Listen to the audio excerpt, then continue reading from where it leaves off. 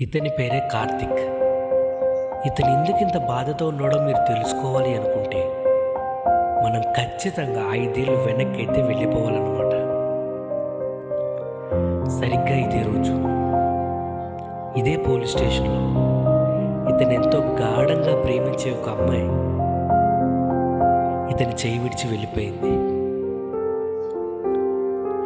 ఇది చాలామంది జీవితంలో జరుగుండొచ్చు, కానీ కార్తిక్ జీవితంలో ఏం జరిగిందో మనం ఇప్పుడైతే తెలుసుకోబోతున్నాం అన్నమాట.